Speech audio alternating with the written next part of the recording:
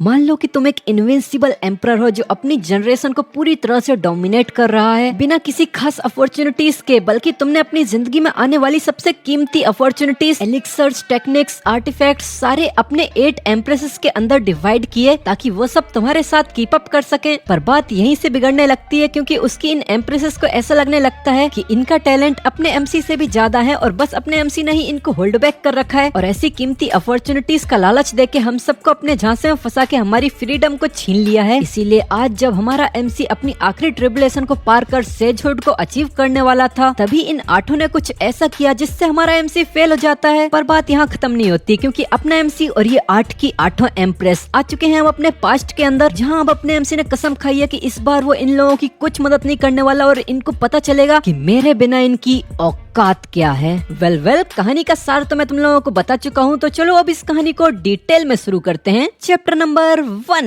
हमें 9 हेवंस के सबसे ऊपर पिनिकल का सीन दिखाया जाता है। चारों तरफ हरियाली और खूबसूरत सीनरी है। एक काफी लग्जूरियस सेक्ट के दरवाजे के पास एक बूढ़ा आदमी कहता है कि आज हमारे 9 लाइफ वेनरेबल अपने डाव को साबित कर असेंशन के थ्रू सेजहुड को अचीव करेंगे और 9 हेवंस के अंदर अपनी वेल डिजर्व पोजीशन को अचीव करेंगे। ये हमारे और हमारे लोगों के लिए सच में बहुत बड़ी ब्लेसिंग है। आज तुम लोग इस मोन्यूमेंटल फीट को अचीव होता देखोगे, ये तुम्हारा सबसे बड़ा फॉर्चून होने वाला है। तो चलो अब हम रिस्पेक्टफुली अपने हेवनली वेनरेबल 9 लाइफ को वेलकम करते हैं और चलो ट्रिबुलेशन को शुरू किया जाए। इसके इतना कहते ही दरवाजा खुलता है और अपना एमसी अपनी रानियों के साथ बाहर आता है। वेल ऑनेस्टली बोलूं तो टेस्ट बुरा नहीं है। पीछे से कुछ डिसाइपल्स एमसी का ये टोरा देख के थोड़े से रूड कमेंट करने लगते हैं, तो इनके एल्डर्स इन सब का मुंह बंद कराते हुए बताते हैं कि अपना मुंह बंद करो और अपने एल्डर्स की रिस्पेक्ट किया करो, वरना अगर इस बंदे की सटकी तो इसकी ताकत इतनी ज्यादा है कि ये अकेले के दम पे तुम्हारी पूरी क्लैंस को खत्म कर सकता है। पिछले समय में इसने याओ क्लैंस के साथ अकेले बैटल करी और पूरी डीमन डोमेन्स को अकेले के दम पे इनाइलेट करके रख दिया। सामने की तरफ ट्रिबुलेशन शुरू हो चुकी है और हमारी कहानी का मेन कैरेक्टर पूरे कॉन्फिडेंस के साथ इस ट्रिबुलेशन को चैलेंज करते हुए सीधा इसके सेंटर की तरफ ही आगे बढ़ने लगता है। सभी लोग ये देख के हैरान थे और तभी हमें दिखाया जाता है कि ट्रिबुलेशन के अंदर से कोई एल्डर फिगर बाहर आने लगता है। ये देख के हमारा एमसी भी हैरान हो जाता है। एक लड़की बताती है कि ये तो हेवनली वेनरेबल गुजिंग है जो सदियों से आ रही टॉप रैंक ट्रिबुलेशन है। पर एक एल्डर अब भी मानते थे कि हमारे 9 लाइफ वेनरेबल इनविंसिबल हैं। सामने से हमारा एमसी इन वेनरेबल से कहता है क्या हम बैटल शुरू करें। सामने से गुजिंग भी एकदम स्ट्रेट फेस के साथ कहता है चलो शुरू करो। तो ऐसे ही हमारा एमसी और ये वेनरेबल आपस में फाइट करने लगते हैं। इनकी फाइट की वजह से स्पेस भी सेटर होने लगता है और चारों तरफ धमाके और लाइट की आवाजें गूंजने लगती हैं। पर सामने एमसी की एम्प्रेसेस के अंदर फिक्र का नामो निशान नहीं है, बल्कि वो तो ये कहती है कि हम इस समय का काफी लंबे समय से इंतजार कर रहे थे। सामने से वेनरेबल गुजिंग दाओ ऑफ टाइम का इस्तेमाल करते हैं। एल्डर बताते हैं कि इस टाइम टेक्निक की वजह से वेनरेबल गुजिंग के क्लोन्स मल्टीपल टाइमलाइंस के अंदर ट्रेवल कर हमारे हेवनली वेनरेबल को हंट डाउन करेंगे और अगर एक भी टाइमलाइन के अंदर वो एमसी को हंट डाउन करने में सक्सेसफुल हो गए तो यहाँ एमसी की रियल बॉडी काफी ज्यादा घायल हो जाएगी। इस मूव को देख के एमसी की एक एम्प्रेस काफी ज्यादा एक इविल स्माइल देती है, पर सामने से अपना एमसी कहता है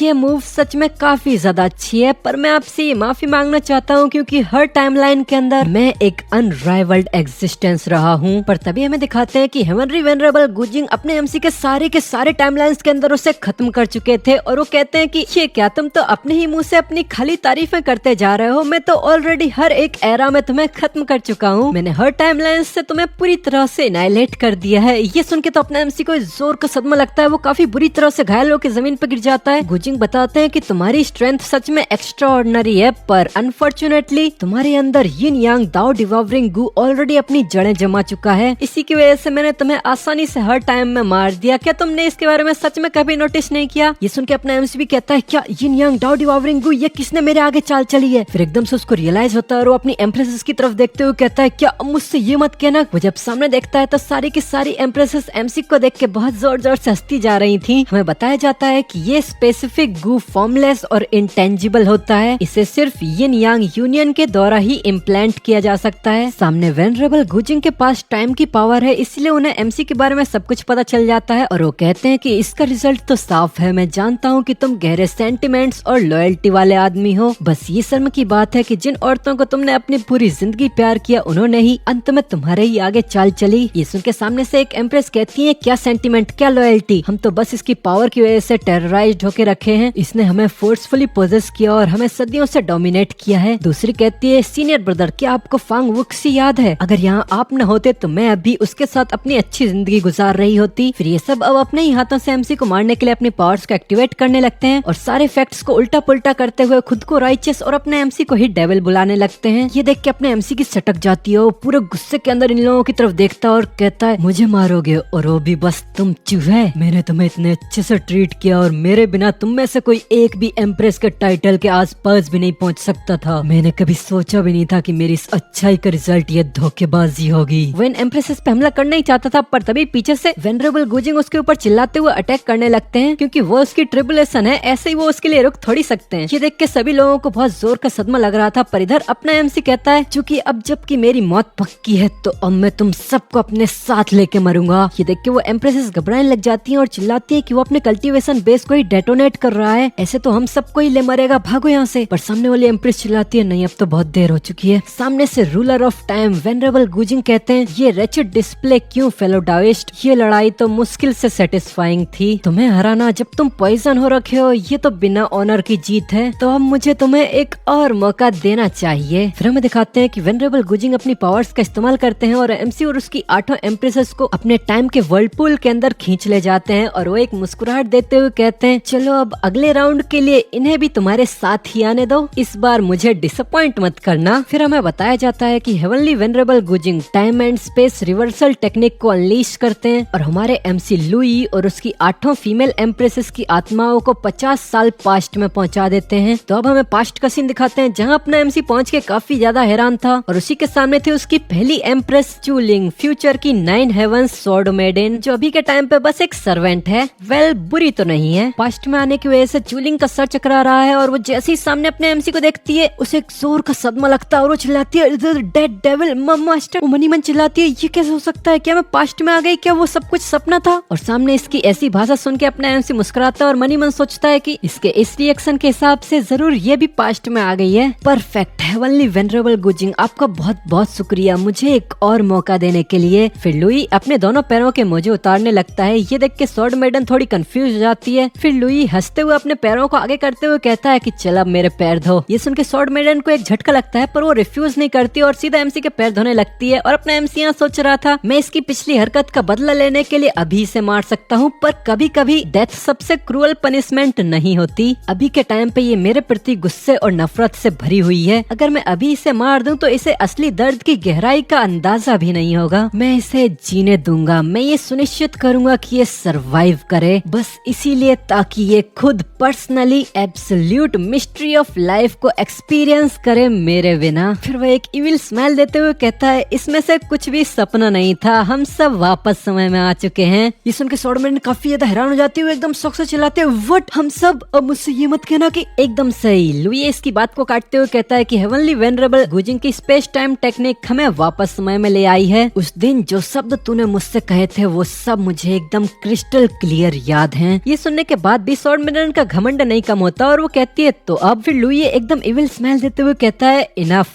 तुम्हें फ्रीडम चाहिए ना, तो आज से और अभी से तुम आजाद हो। Chapter number 2। लुई खड़ा होता है और एक ड्रॉर के अंदर से एक टोकन को बाहर निकालता है और पूछता है कि इसे ध्यान से देखो, ये क्या है? तो स्वॉर्ड मेडन हिचकिचाते हुए बताती है कि ये मेरा लाइफ टैबलेट है। तभी लुई इसका लाइफ टैबलेट को वहीं का वहीं जला देता है और कहता है, ये लो, मैंने कॉन्ट्रैक्ट टैबलेट को जला दिया है, अब से तुम आजाद हो, अब जब चाहो तब तुम अपने चू स्वॉर्ड मेडन में वापस जा सकती हो। ये सुन के स्वॉर्ड मेडन हैरान तो थी, पर उसके बाद भी वो एकदम स्ट्रेट टोन में एमसी से कहती है, लुई, तुम्हारे पास 9 जिंदगियां थी, फिर भी तुमने अपनी पहली जिंदगी में खुद को सेल्फ डिस्ट्रक्ट करने का क्यों सोचा? पर लुई अब इससे कोई रिलेशन नहीं रखना चाहता था। वो गुस्से में इसकी तरफ मुड़ता है और कहता है, अपने काम से काम रख और दफा हो जाए यहाँ से। ये सुन के स्वॉर्ड मेडन भी यहाँ से जाने लगती है और कहती है, ठीक है, चूंकि हम सब अब रिबॉर्न हो चुके हैं तो मैं भी कसम खाती हूँ कि तुझे बहुत ही घिनौना अंत दूंगी। वो यहाँ से जाते हुए मनी मन सोच रही थी, लुई, मेरे पास इनेट स्वॉर्ड बॉडी है, अगर ये तेरी वजह से ना होता तो मेरी जिंदगी काफी ज्यादा ग्लोरियस होती। फिर वो यहाँ से बाहर निकलते हुए एकदम इमोशनल टोन में कहती है, फादर, मदर, ब्रदर, आपकी लिंगर अब वापस आ रही है और पीछे से लुई इसको इतने इमोशनल तरीके से चू सॉर्ड मैनर की तरफ जाते हुए देख के एकदम इविल स्मेल देता है और कहता है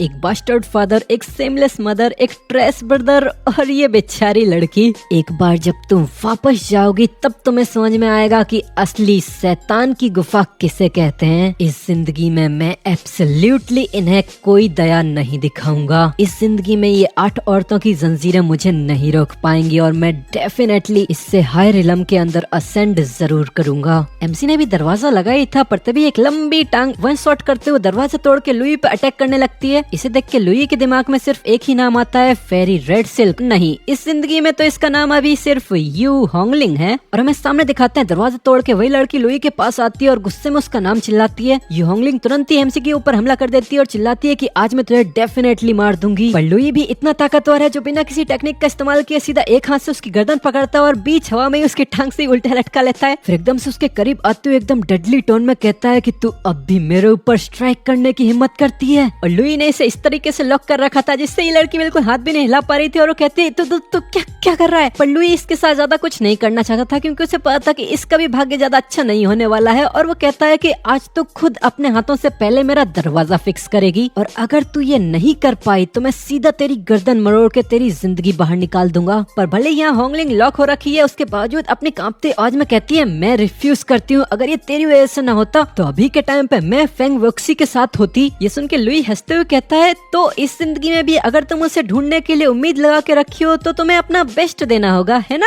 ये सुन के इसकी टाइट फेस हो जाती है और वो एकदम कांपती आवाज में कहती है मैं फिक्स करती हूँ, मैं फिक्स करूंगी, प्लीज छोड़ो। पर लुई तो इसकी गर्दन को और जोर से दबाता ही जा रहा था। वो मनी मन सोचती है damn it, even past life में आने के बावजूद मैं इसका कोई मैच नहीं हूँ। इसके हाँ करते ही लुई एकदम कीड़े मकोड़ों की तरह इसे पकड़ के सीधा नीचे फेंक देता है और कहता है तो काम पे लग जा और मेरे वापस आने तक अगर मुझे ये दरवाजा फिक्स नहीं मिला तो तू खत्म है। होंगलिंग जैसे तैसे करके खड़ी होती है और एमसी के ऊपर चिल्लाते हुए कहती है कि लुई कम से कम हमारी पास्ट लाइफ में हम दोनों डाउ कंपेनियंस थे, तो मुझे ऐसे कैसे ट्रीट कर सकते हो। ये सुन के लुई बिना किसी इमोशन के एकदम डेडली टोन में कहता है वो तो पास्ट में था ना कि अब। इस जिंदगी में हम दोनों एक दूसरे के लिए कुछ भी नहीं है। ये सुन के तो होंगलिंग को भी एक जोर का झटका लगता है। फिर हमारा सीन चेंज होता है और हमें काफी ज्यादा सुंदर से गार्डन वाले एरिया को दिखाते हैं जहाँ लुई भी चलता हुआ आ गया है। यहाँ भी एक काफी ज्यादा खूबसूरत एंजेलिक ब्यूटी बाई क्विलांग गार्डन का ध्यान रख रही है। ये लुई को यहाँ सेंस कर लेती है और सामने जब लुई की तरफ देखती है तो वहीं लुई बाई क्विलांग को अपना मास्टर बुलाते हुए उन्हें ग्रीट करता है। पर लुई को देख के बाई क्विलांग काफी ज्यादा हैरान हो जाती है और वो एकदम से पूछती है कि तुम्हारे पास अब सिर्फ एक ही जिंदगी क्यों बची है। अपने मास्टर को सवालात करता देख के लुई हिचकिचाने लग जाता है और वो अपना सर खुजाते हुए कहता है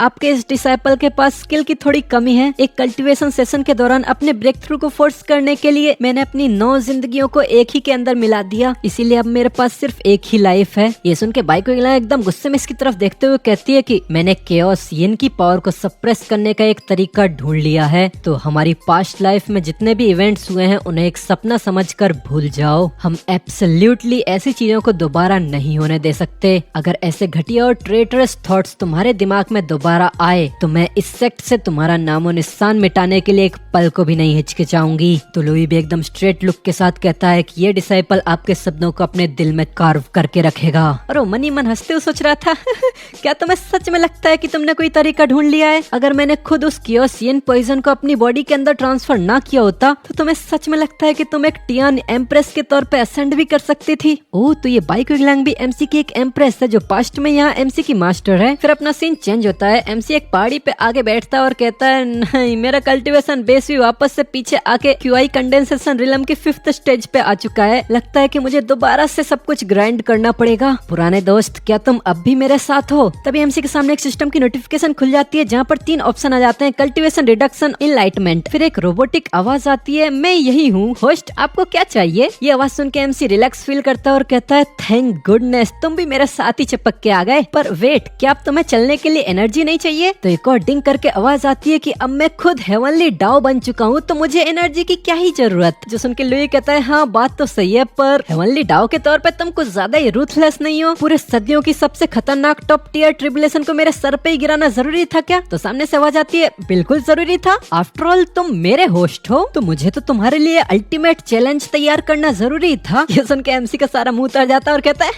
थैंक्स अ लॉट। चलो अब अपना कल्टीवेशन शुरू करते हैं। तो सिस्टम भी एमसी को इग्नोर करते हुए कहता है you are welcome. 9 life undying heavenly scripture की कल्टीवेशन शुरू की जा रही है। फिर अपना सीन चेंज होता है और अब हमें स्वॉर्ड मिनन की तरफ का सीन दिखाया जाता है। हमें चू स्वॉर्ड मैनर के बाहर का सीन दिखाते हैं। यहाँ स्वॉर्ड मिनन ठकी हारी काफी सारी सीढ़ियाँ चढ़ते चढ़ते काफी ज्यादा सुंदर तरीके से ऊपर चढ़ाई है। हफ्ते हफ्ते ऊपर चढ़ के कहती है फादर मदर मैं वापस आ गई। वो अपने घर के दरवाजे पे आके काफी ज्यादा इमोशनल हो गई थी। पर इस मैनर का गार्ड जब इस लड़की को देखता है तो काफी ज्यादा हैरान हो जाता है और मनी मन सोचता है क्या ये सच में एल्डेस्ट मिस है, ये वापस से यहाँ क्यों आ गई है। वो तुरंत इसको यहीं रोकता है और कहता है ये भिखारी कहाँ से रेंगता हुआ ऊपर आ गया है। इस चू स्वॉर्ड मैनर में तेरे जैसे कचरे के लिए कोई जगह नहीं है, दफा हो जाए यहाँ से। इस गार्ड के रिएक्शन को देख के ऐसा लग रहा था कि जैसे वो इस लड़की को बचाने के लिए यहाँ से दूर ले जाने की कोशिश कर रहा है। पर ये रिएक्शन देख के स्वॉर्ड मैनर काफी ज्यादा कंफ्यूज जाती है और वो कहती है कि मैं कोई भिखारी नहीं हूँ, मैं इस घर की एल्डेस्ट मिस हूँ, मेरा नाम चूलिंग है। पर वो गार्ड जब देखता है कि हाथ से रोकने पर नहीं रोक रही है तो तुरंत ही अपनी तलवार निकाल लेता है और चिल्लाता है बेशरम ये जंगली चूहा कहाँ से आया, इसकी हिम्मत कैसे हुई जो ये एल्डेस्ट मिस का भेष बना के आया है। इसी पल दफा हो जाए यहाँ से वरना मेरी ब्लेड को दया न दिखाने के लिए ब्लेम मत करना। ये सुन के स्वॉर्ड मैनर तुरंत ही आगे बढ़ के इसकी तलवार ही पकड़ लेती है और एकदम इमोशनल टोन में कहती है चूसी जरा मुझे ध्यान से देखो, मेरा चेहरा देखो, मैं चूलिंग हूँ। जब मैं छोटी थी तब तो तुम मुझे अपनी गोद में बिठा के भी खिलाते थे, तुमने मुझे कितनी बार कैंडीज भी दिलाई थी याद है। ये सुन के वो गार्ड एकदम से इसका हाथ झटकारता है और चिल्लाता है तेरे अंदर तो चू फैमिली की कोई ब्लड लाइन भी नहीं है, तू वापस क्यों आई है। और वो मनी मन घबराते हुए सोच रहा था क्या इसका दिमाग घास चढ़ने गया है। फाइनली जैसे तैसे करके ये लड़की इस डेविल के डेंस से एस्केप कर पाई थी, फिर भी यहाँ वापस आके क्या खुद को खुद की कब्र में फेंकने आई है। सामने से वो स्वॉर्ड मैनर अब भी जोर जोर से चिल्लाती जा रही थी भले ही मैं यहाँ चू फैमिली की कोई बायोलॉजिकल डॉटर नहीं हूँ, पर फादर और मदर ने मुझे खुद की फ्लैश एंड ब्लड की तरह ट्रीट किया है, नहीं उससे भी ज्यादा बेहतर तरीके से। तो पीछे वाला एक गार्ड समझ जाता है और वो चिल्लाता है ये तो सच में एल्डेस्ट में से चूलिंग वापस आ गई है। सामने वाला गार्ड सोचता है खत्म हो गया, अब ये सब कुछ खत्म हो गया। गार्ड के एक बार चिल्लाते ही इस चू स्वॉर्ड मैनर के लॉर्ड जो इस स्वॉर्ड मैनर के फादर भी हैं, वो अपनी बेटी की झूठी फिक्र दिखाते हुए आ जाता है। पीछे से उसकी वाइफ भी आ रही थी। इनके यहाँ आते ही वो लड़की तो तुरंत फादर के गले लग जाते और चिल्लाते फादर लिंगर अब वापस आ गई है। अपने फादर को गले लगाते ही वो तुरंत रोने लग जाते हैं। उसकी मदर भी झूठी फिक्र जताते हुए इसके आंसू पहुंचती है। वो ये पूछते हैं कि तू इतने समय से थी कहाँ। तो ये बताती है कि मुझे ग्रेट डाउस सेक्ट ने हॉस्टेज बना लिया था, उन लोगों ने मुझे आपसे कांटेक्ट भी नहीं करने दिया, पर मैं चुपके से वहाँ से भाग गई। अब मैं वादा करती हूँ मैं फादर और मदर को कभी छोड़ के नहीं जाऊंगी। तभी पीछे से एक बंदा आता है जो स्वॉर्ड मेडन को देख के वहीं पर ही लड़खड़ाने लगता है। उसका गार्ड उसे संभालता है पर वो बंदा तो वहीं पे ही रोने लग जाता है और मनी मन सोचता है थैंक गुडनेस मेरी एस्केप गोट वापस आ गई, अब मैं डेफिनेटली बच जाऊंगा। और हमें पता चलता है ये है चू सेफाई चूलिंग की एल्डर ब्रदर, स्वॉर्ड मेडन का बड़ा भाई। ठीक है, हमारा सीन चेंज जो के लुयू की तरफ आता है। वो पूरी कंसंट्रेशन के साथ अपनी कल्टीवेशन कर रहा था और बताया जाता है दी फर्स्ट हेवन जहाँ ग्रेट डाउस सेक्ट लोकेटेड है, ये सबसे कमजोर दुनिया है जिसके अंदर वर्ल्ड की कल्टीवेशन रिलम्स प्रीनेटल, पोस्टनेटल, ची गैदरिंग, ओरिजिन कोर, सेटरिंग इन्फेंट, वाइड रिफाइनिंग, डाउ इंट्रीगेशन के अंदर डिवाइडेड हैं। अपने पिछली जिंदगी के एक्सपीरियंस के साथ लुयू ने पूरे 15 दिनों तक कल्टीवेशन की जिसमें वो क्यूआई रिफाइनिंग के 5th स्टेज से 9th लेयर तक पहुंच गया। इसके बाद उसने तुरंत ही अपनी ओरिजिन कोर को बनाना शुरू कर दिया। पर अचानक से उसको कुछ तो अजीब सा अनकंफर्टेबल फीलिंग आने लगती है और एकदम से वो खून की उल्टी कर देता है और उससे खांसी होने लग जाती है। क्या क्या चल रहा है, मेरी बॉडी की सिर्फ आधी क्यूआई एनर्जी ही कोर फॉर्मेशन में मदद कर रही है, बाकी आधी तो एकदम पत्थर की तरह सख्त हो गई है। काफी ज्यादा छानबीन करने के बाद सिस्टम उसे बताता है कि डिटेक्ट किया गया है कि तुम्हारी बॉडी के अंदर सेलेस्टियल रेजिडिटी पॉइजन है। ये सुन के लुई कहता है क्या सेलेस्टियल रेजिडिटी पॉइजन। उसकी हालत अब भी बहुत ज्यादा खराब हो रखी थी, वो बार बार खांसता ही जा रहा था। उसके बावजूद तो कहता है ये जरूर दोबारा उन घटिया औरतों का ही काम होगा। बस यिन यांग डाउ डिवावरिंग गू से ही उन्हें सेटिस्फेक्शन नहीं मिली तो उन्होंने ये इंश्योरेंस पॉलिसी के तौर पे ये पॉइजन भी ऐड कर दिया। इन्होंने सच में ये सुनिश्चित किया है कि 9 जिंदगियां होने के बावजूद मैं दोबारा अपनी जिंदगी में पीक पर कभी ना पहुंच पाऊं। हाँ,